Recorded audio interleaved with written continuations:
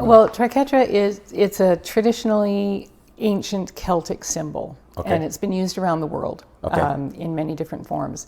And initially it used to mean the mother maiden crone for the healers in the community many years ago. And then when the Romans took over Britain way back in the Dark Ages, it became a symbol for the Father, Son, and Holy Spirit. Okay. And then now in more modern times, the Triquetra represents body, mind, and spirit. Does what? Body, mind, and spirit. Okay. Or body, mind, and soul, depending on what your belief system Right. is. And so the Triquetra to me really spoke to all the levels that I work on in the therapy work I do. I'm a clinical hypnotherapist, I'm an energy worker, and then I do the work with the animals, with the horses. And ultimately, an amazing combination, actually. It is. To be honest with you. It covers all of it. Yeah. And but very important in this case. it is hugely important. And so that's the basis behind why I chose the name. Right. When I was looking for a name that encapsulated everything that I did.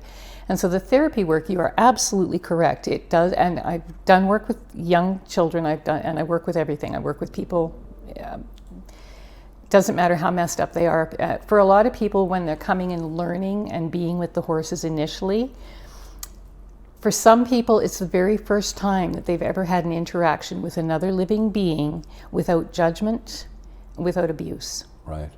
And so it's the very first time that they've ever experienced that. And that alone, to be present when that's happening, is just, it brings tears to my eyes every time. And I do, sorry, I get all choked up because it's a beautiful thing to watch and to help, to witness. Right. And so the work that I do, the therapeutic work that I do, I say that, but I really mean it's the horses. They are so sentient, and people don't understand that they are a sentient being, and they have feelings and emotions, and horses are a perfect mirror to us of what we need to work on. So in my therapy work, I have one horse who is absolutely magic. It doesn't matter how messed up a person is emotionally, or how upset they are, or how angry they are, or whatever it is, the emotion and the over the top. He will just come and hang his head over the shoulder and just stand there. And you can literally feel the love pouring off of him. Yeah. And that on its own is magic to the person that is experiencing it, because they've never experienced unconditional love. Exactly. Right? Exactly. Which sounds like a very woo thing, but it's not. It's very, very tangible when you're part of it. Exactly. And then I have another horse who is my personal riding horse, and God bless him, I love him to pieces. He's the very first horse we ever owned. And he's an absolute ass. He pushes every button I have. And he's perfect for those people that think that they're all that and a bag of Smarties. You know, I'm going to come in here and I'm going to do this and that and the other thing. And he literally, if horses could give you the middle finger, that's what it would he be. does. Yeah. And he literally turns around and goes away and will not have anything to do with that person until they ground themselves. Yeah. And until they learn how to be calm and at centered and at peace. Right. And then once they do, he'll come and he'll be all over you. Yeah.